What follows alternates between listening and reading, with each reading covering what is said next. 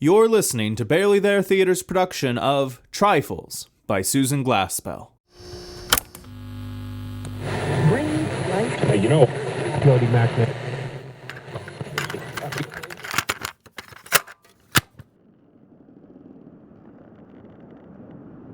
The scene is set in the kitchen of the now abandoned farmhouse of John Wright.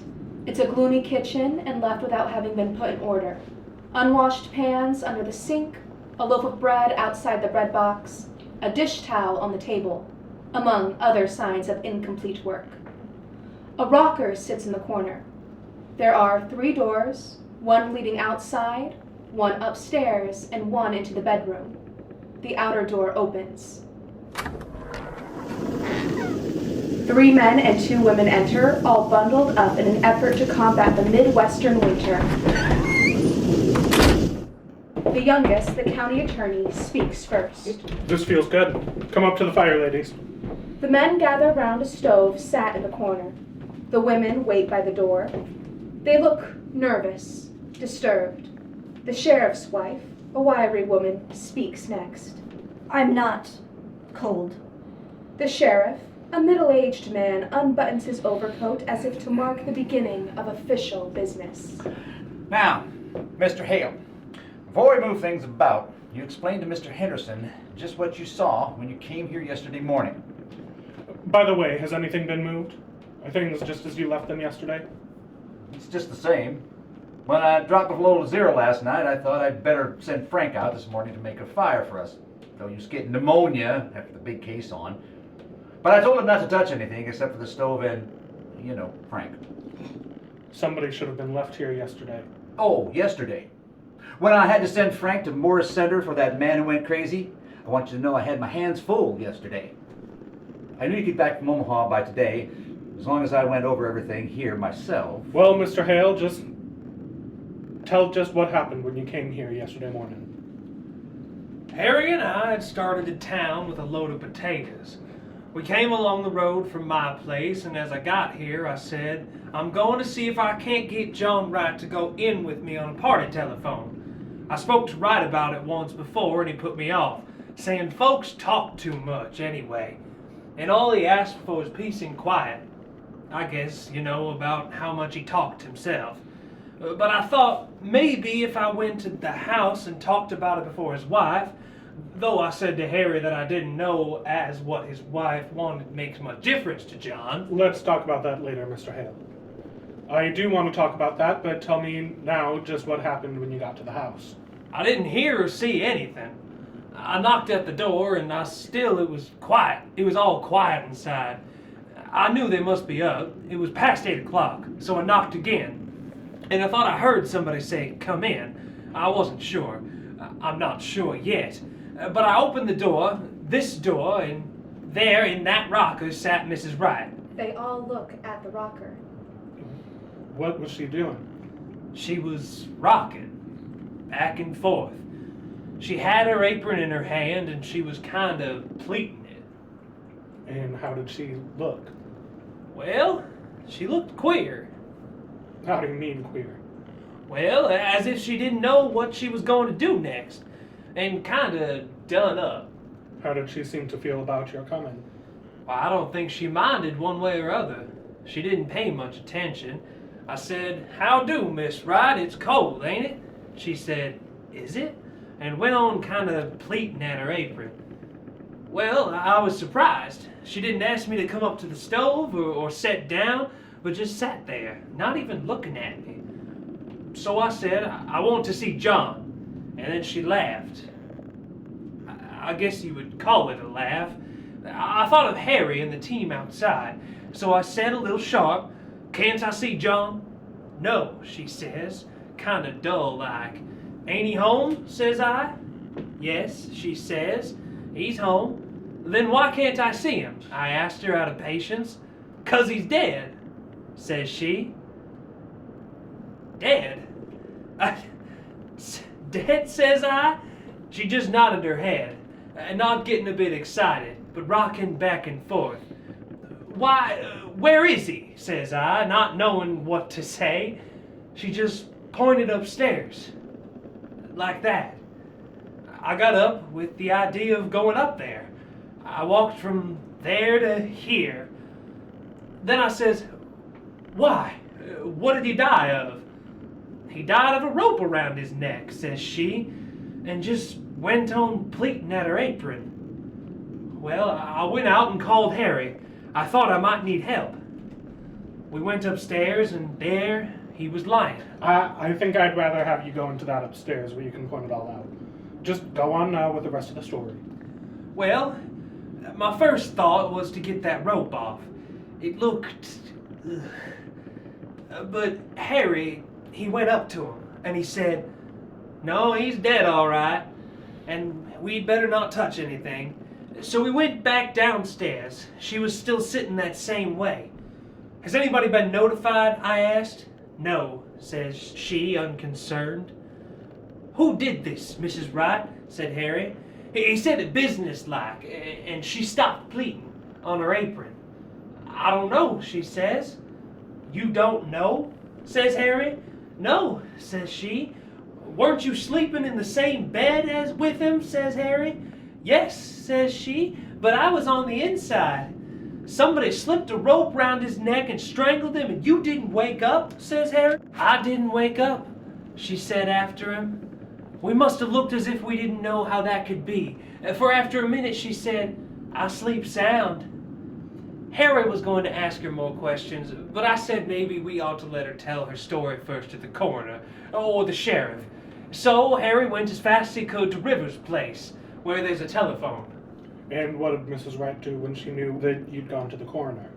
She moved from that chair to this one over here and just sat there with her hands held together and looking down. I got a feeling that I ought to make some conversation, so I said I'd come in to see if John wanted to put her on the telephone. And at that she started to laugh. And then she stopped and she looked at me, scared. The county attorney writes something in his notebook. I don't know. Maybe it wasn't scared. I wouldn't like to say it was. Soon Harry got back, and then Dr. Lloyd came. And you, Mr. Peters. And so I guess that's all I know that you don't. I guess we'll go upstairs first, and then out to the barn and around there. You're convinced that there is nothing important here? Nothing that would point to any motive? Nothing here but kitchen things. The county attorney looks around the kitchen and opens a cupboard. He gets up on a chair and looks through a shelf. He pulls his hand away, sticky. Here's a nice mess. The women draw near. Oh, her fruit. It did freeze. She worried about it when it turned so cold. She said the fire'd go out and her jars would break. Well, can you beat the women? Held for murder and worrying about her preserves. I guess before we're through, she may have something more serious than preserves to worry about. Well, women are used to worrying over trifles. The women huddle together. And yet, for all their worries, what would we do without the ladies? The attorney goes to the sink and washes his hands in the basin. He starts to wipe his hands on the roller towel. Ugh, dirty towels. He kicks the pans stored under the sink. How much of a housekeeper would you say, ladies? There's a great deal of work to be done on a farm. To be sure. And yet, I know there are some Dixon County farmhouses which do not have such roller towels. He pulls at the roll to display its filth. Those towels get dirty awful quick. Men's hands aren't always as clean as they might be. Ah, loyal to your sex, I see. But you and Mrs. Wright were neighbors. I suppose you were friends, too? I've not seen much of her in late years. I've not been in this house. It's more than a year. And why was that? You didn't like her? I liked her all well enough. Farmers' wives have their hands full, Mr. Anderson. And then Yes. it never seemed a very cheerful place. No, it's not cheerful. I shouldn't say she had the homemaking instinct. Well, I don't know as Wright had either. You mean that they didn't get on very well? No, I don't mean anything. But I don't think a place would be any cheerfuller for John Wright's being in it. I'd like to talk more of that a little later. I want to get the lay of things upstairs now.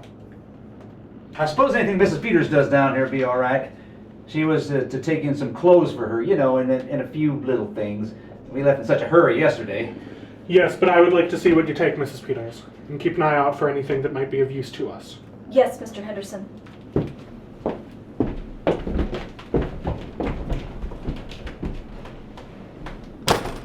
Oh, I'd hate to have men coming into my kitchen, snooping around and criticizing. She fixes the pans under the sink that the lawyer disturbed. Of course, it's no more than their duty. Duty's all right, but I guess that deputy sheriff that came out to make the fire might have got a little of this on. She gives the roller towel a pull. Wish I'd thought of that sooner. Seems mean to talk about her for not having things slicked up when she had to come away in such a hurry. On the opposite end of the room, Mrs. Peters has lifted a towel covering a pan. She had bread set. Mrs. Hale's eyes fall on another loaf of bread beside the bread box. Oh, she was going to put this in there. She picks up the loaf, then drops it. It's a shame about her fruit. I wonder if it's all gone. She climbs on a chair and looks. I think there's some here. That's all right, Mrs. Peters. She climbs down from the chair with the bottle in her hand. She wipes it off in the sink. Yes, here. Oh, this is cherries, too. I believe that's the only one.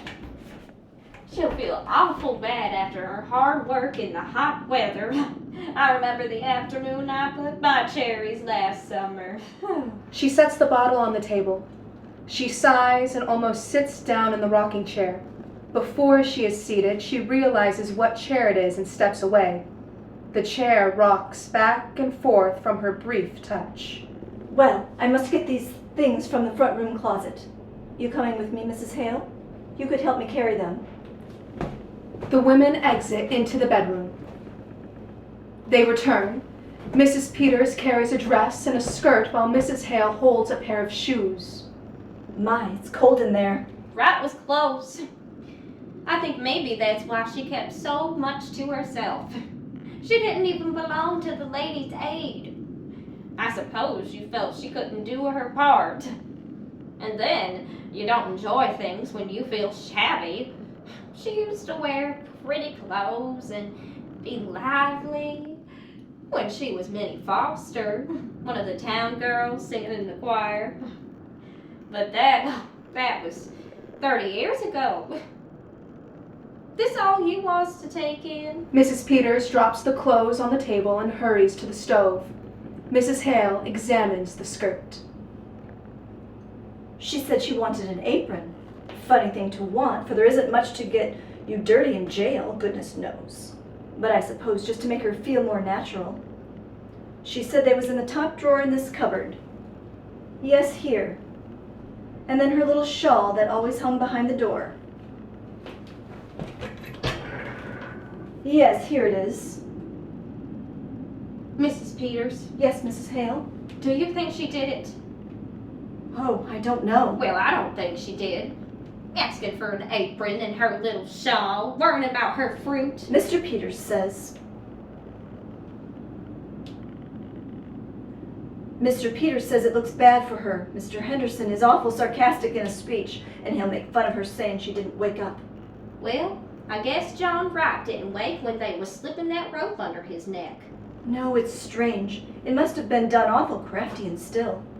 They say it was such a funny way to kill a man. Rigging it up, all up like that. That's just what Mr. Hale said. There was a gun in the house. He says that's what he can't understand. Mr. Henderson said coming out that what was needed for the case was a motive. Something to show anger or sudden feeling. Well, I don't see any signs of anger around here. Mrs. Hale stands by the table. Her hand rests on the dish towel which lies on the table. She notices that one half is clean, the other half messy. It's wiped in here. She makes a move as if she's going to finish the work, but stops and turns to look at the loaf of bread outside the bread box. She drops the towel. Wonder how they are finding things upstairs. But I hope she had it a little more read up there. You know, it seems kind of sneaking. Locking her up in town and then coming out here and trying to get her own house to turn against her. But Mrs. Hale, the law is the law. I suppose 'tis. Better loosen up your things, Mrs. Peters. You won't feel them when you go out. Mrs. Peters takes off her fur tippet and goes to hang it on the hook at the back of the room. But something under the small corner table catches her eye. She was piecing a quilt. She pulls out a large sewing basket and they look at the bright quilt pieces. That's log cabin pattern. Pretty, isn't it? I wonder if she was going to quilt it or just knot it. They wonder if she's going to quilt it or just knot it. Frank's fire didn't do much up there, did it? Well, let's go out to the barn and get that cleared up.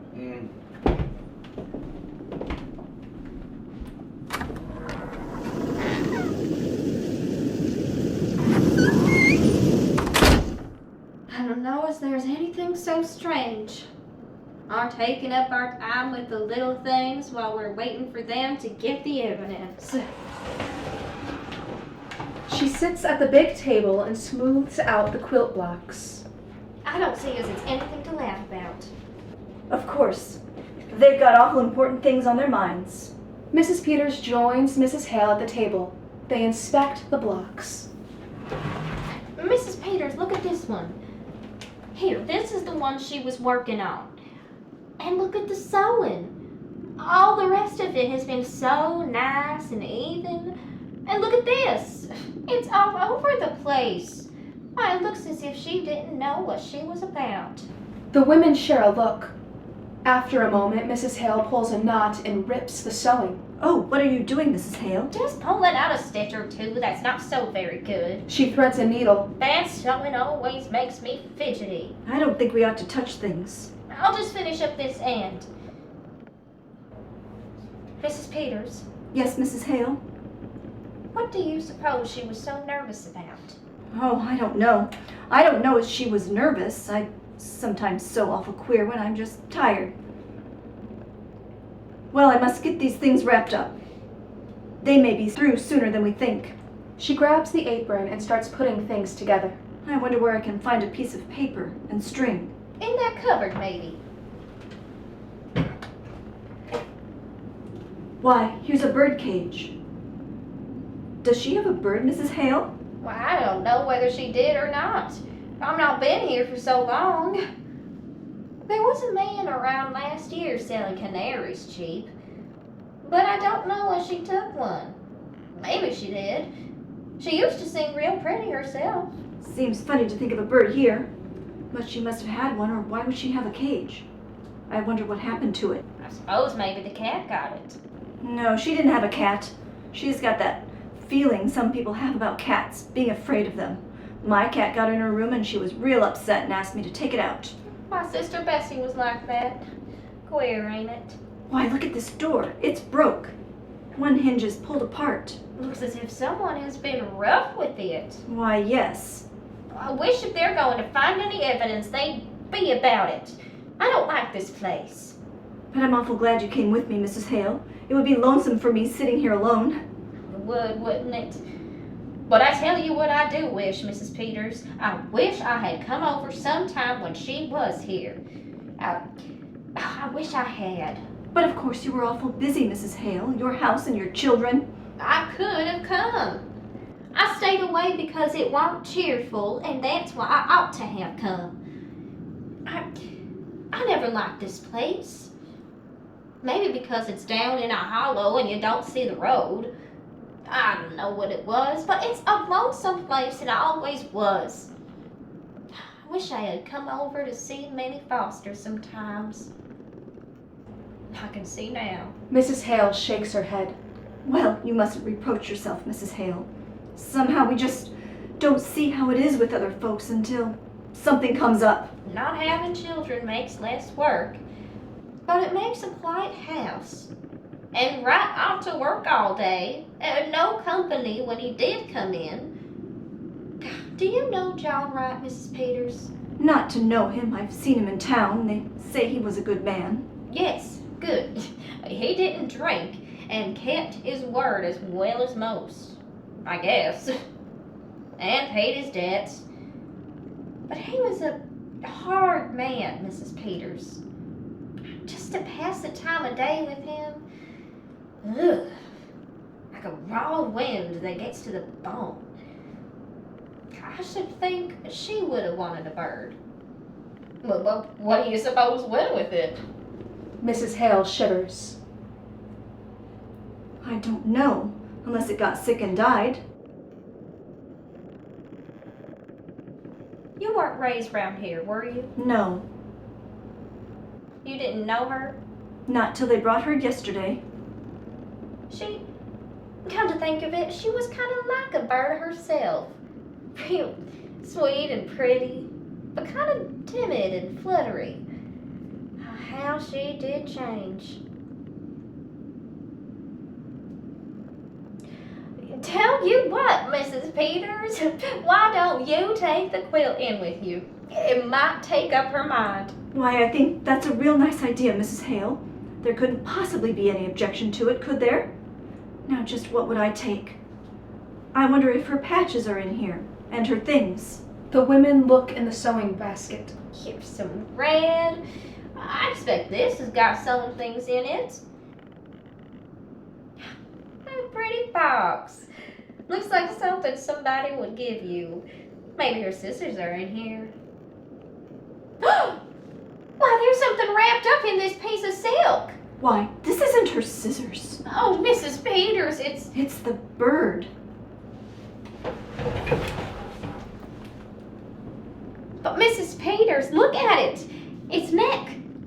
Look at its neck. It's all other side too. Somebody wrung its neck. Their eyes meet. A look of growing comprehension, of horror. Steps are heard outside. Mrs. Hale slips the box under quilt pieces and sinks into her chair. A breeze blows as the door opens and the sheriff and county attorney enter. Mrs. Peters rises to meet them. Well, ladies, have you decided whether she was going to quilt it or not it? We think she was going to knot it. Well, that's interesting, I'm sure. The county attorney notices the birdcage. Has the bird flown? We think the cat got it. Is there a cat? Well, not now. They're superstitious, you know. They leave. No sign at all of anyone having come from the outside. Their own rope. But let's go up again and go over it piece by piece. It would have to have been someone who just knew that. As the men leave, the women sit at the table, not looking at one another, both peering into something but at the same time holding back. She liked the bird.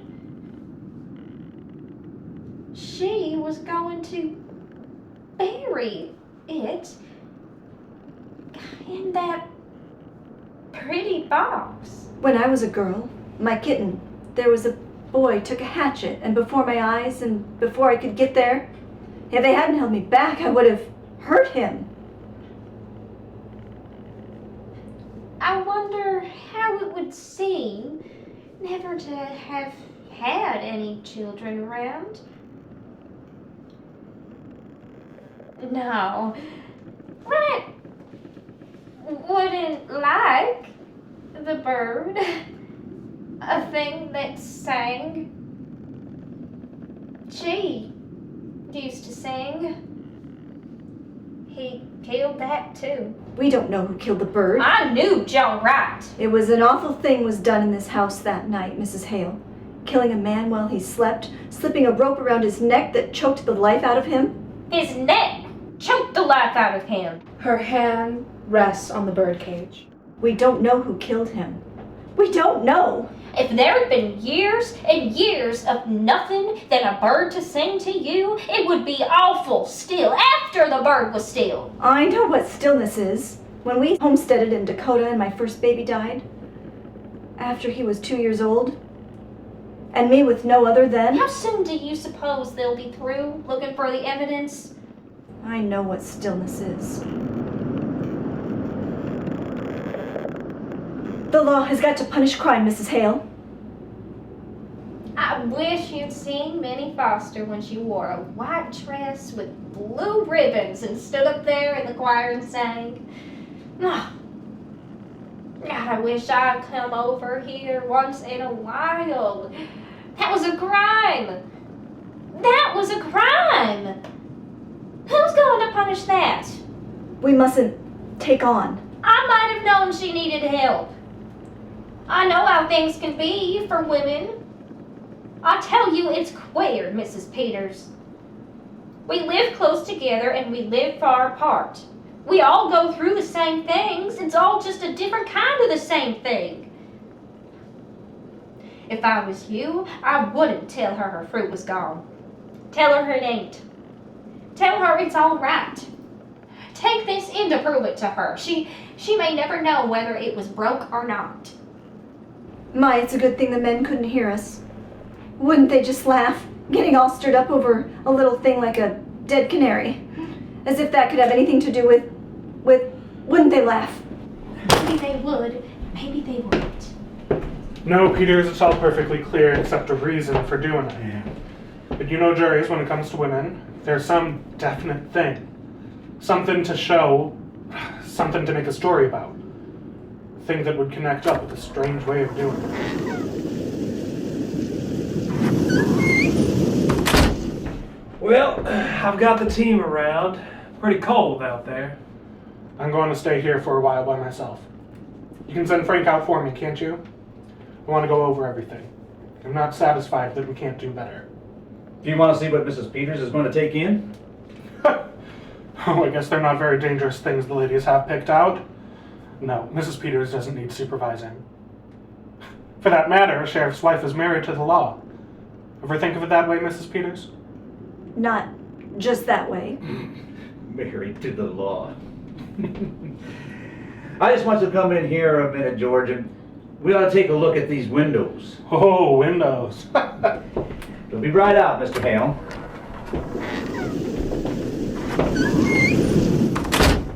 Mrs. Hale rises and the two women finally look at one another. They hold each other briefly before their gaze falls on the small box holding the bird. Suddenly, Mrs. Peters throws the quilt pieces back in the box and tries to stuff the box in her bag. It is too big to fit. Mrs. Hale snatches the box from Mrs. Peters and stuffs it in her big coat. Well, Henry, at least we found out that she was not going to quilt it. She was going to... What is it you call it, ladies? We call it Not It, Mr. Henderson.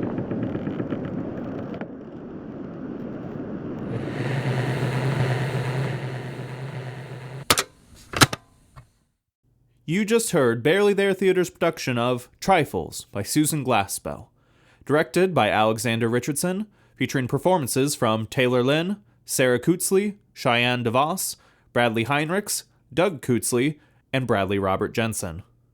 Be sure to subscribe and listen to our upcoming rehearsals and audio plays. Once again, thanks for listening to Barely There Theater.